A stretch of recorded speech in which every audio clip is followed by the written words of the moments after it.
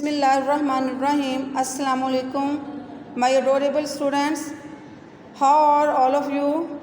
Allah protect you from all kind of distresses. Ameen summa ameen.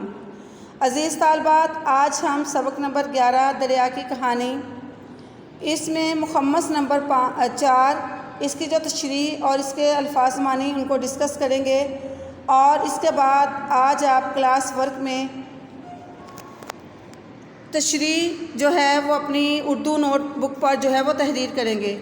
مجھے چلنا ہے، سستانا نہیں ہے، سفر کرنا ہے، گھبرانا نہیں ہے، کہیں بھی مجھ سا دیوانہ نہیں ہے، حقیقت ہے یہ افسانہ نہیں ہے، میں دریا ہوں میری طاقت ہے پانی۔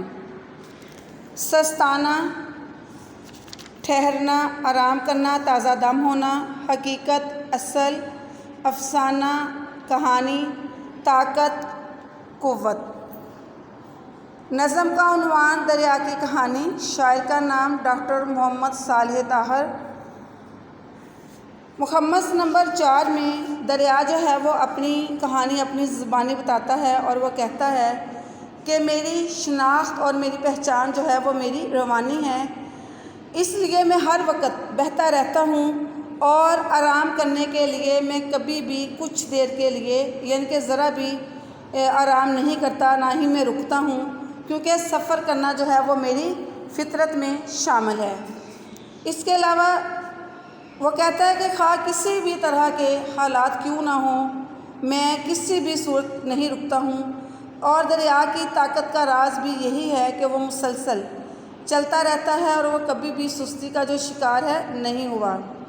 یہ خیال بھی کبھی اس کے دل میں نہیں آتا کہ میں رک کر آرام کر لوں، یا سفر سے تھک کر مشکلات سے گھبرا کر بیٹھ جانا، یہ اس کے شایان شان نہیں ہے، کیونکہ چلتے رہنے میں اس کی کامیابی کا راز ہے، اور کیونکہ طاقت جو دریا کی طاقت یا قوت ہے وہ اصل میں دریا کا جو پانی ہی اس کی اصل طاقت اور اس کی قوت ہے۔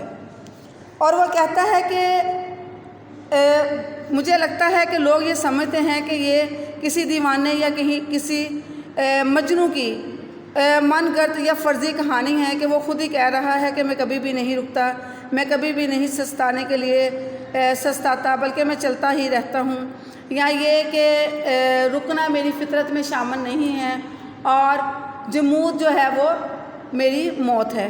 وہ کہتا ہے کہ ایسا کچھ نہیں ہے، بلکہ یہ حقیقت اور سچائی ہے، یہ کوئی فرضی یا جھوٹی کہانی نہیں ہے، میں دریا ہوں اور میری طاقت جو ہے وہ پانی ہے۔ اور ارشاد باری تعالیٰ ہے، بے شک دریاؤں کی روانی، دن اور رات کا آنا جانا، موسموں کا عدل بدل، اور کائنات کی ہر چیز کی تخلیق میں اہل عقل کے لیے نشانیاں ہیں۔ اور کسی نے کیا خوب کہا ہے، سفر تو وسیلہ ظفر ہے۔ تو اسٹوڈنٹس، یہ آج کا ہمارا لیکچر یا ہمارا لیسن جو ہے وہ ہے دریا کی کہانی مخمس نمبر 4۔ آج ہم نے اس کی تشریح جو ہے وہ ڈسکس کی ہے، اور آج کلاس ورک میں آپ اس کی جو تشریح ہے اپنی اردو نوٹ بک پر جو ہے وہ تحریر کریں گے۔